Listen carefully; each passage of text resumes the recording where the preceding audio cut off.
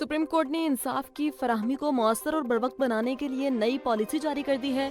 इस पॉलिसी के तहत डी लिस्ट शुदा मुकदमात इसी दिन दस्तयाब बेंचेस के सामने समाअत के लिए मुकर्रर किए जाएंगे और दस्तयाब बेंचेस इन मुकदमात की समाअत करेंगे। अगर किसी मुकदमे को मुकर्ररा बेंच के सामने समाअत के लिए शेड्यूल नहीं किया जा सका तो उसे आइंदा हफ्ते के लिए मुकर्रर किया जाएगा। अदालत का कहना है कि ये इक़दाम मुकदमात की ताख़ीर को कम करने और फैसला साजी को तेज करने के लिए जरूरी था।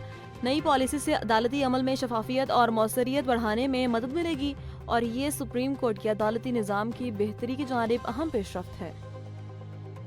सुप्रीम कोर्ट ने ईमान ज़ैनब मिज़ारी की दरख्वास्त कल समाअत के लिए मुकर्रर कर दी।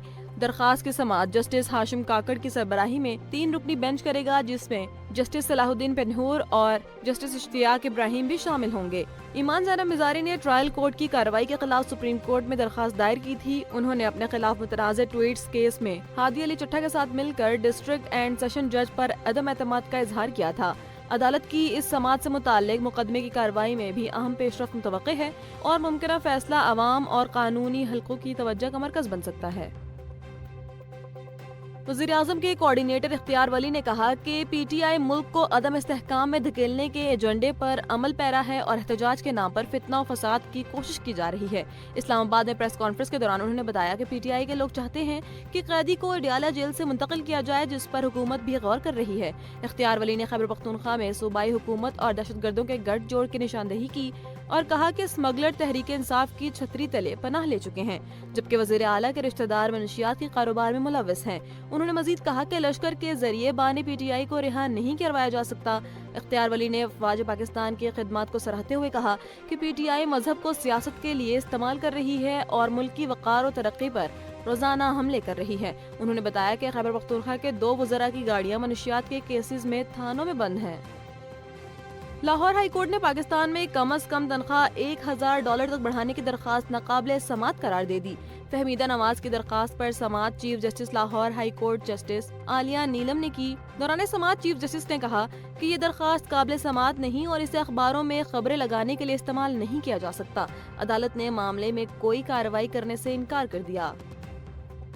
अमेरिकी सदर डोनाल्ड ट्रंप ने कहा कि यूक्रेन में जल्द अज जल्द इंतखाबात कराने चाहिए ताकि आवाम खुद अपने मुस्तकबिल का फैसला करे। ट्रंप ने अपने इंटरव्यू में दावा किया कि जंग को इंतखाबात के बहाने के तौर पर इस्तेमाल किया जा रहा है, जिससे रूस को बढ़तरी हासिल हो रही है और यूक्रेन अपना कुछ हिस्सा खो चुका है। उन्होंने मजीद कहा कि यूरोपीय ममालिक अमन मुज़ाकरात में मौसर किरदार अदा नहीं कर रहे, जिसकी वजह से रूस और यूक्रेन के दरमियान अमन मुआहिदा मुश्किल है। दूसरी जानिब यूक्रेनी सदर ज़ेलेंस्की ने भी इंतखाबात की हिमायत की और कहा कि अगर बैनुल-अक़वामी शराकत दारी सिक्योरिटी की जमानत दें तो वो आइंदा 60 से 90 दिनों में इंतखाबात करवाने के लिए तैयार हैं। फलस्तीनी मुज़ाहमती तहरीक हमास ने कहा कि जंग बंदी बरकरार रखने के लिए इसराइल पर आलमी दबाव बढ़ाया जाए। हमास के सीनियर रहनुमा हस्साम बदरान ने खबरदार किया कि अगर इसराइल की जारहाना कार्रवाइयाँ जारी रहीं तो जंग बंदी को बरकरार रखना मुश्किल होगा। उन्होंने मजीद कहा कि हमास गजा में हुकूमत नहीं करना चाहती और टेक्नोक्रेट इंतजाम की हिमायत करती है। फलस्तीनी वजारत सेहत के मुताबिक 10 अक्टूबर के सीज फायर के बाद से इसराइली फोर्सेज ने 377 फलस्तीनियों को शहीद किया है। आलमी दबाव के बाद इसराइल ने एलएनबी क्रॉसिंग दोबारा खोलने का ऐलान किया है ताकि गजा में इंसानी इमदाद और तिजारती सामान पहुंचाया जा सके।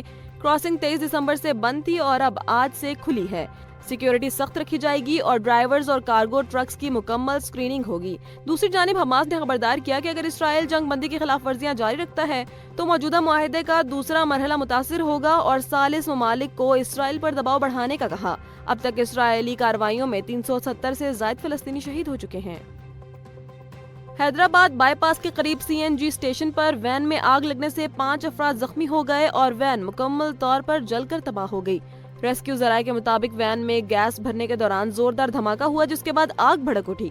फायर फाइटर्स ने मौके पर पहुंचकर आग पर काबू पाया और जख्मियों को फौरी तिब्बी इमदाद फराहम की गई। पुलिस ने वाक़े की तहकीकात शुरू कर दी हैं।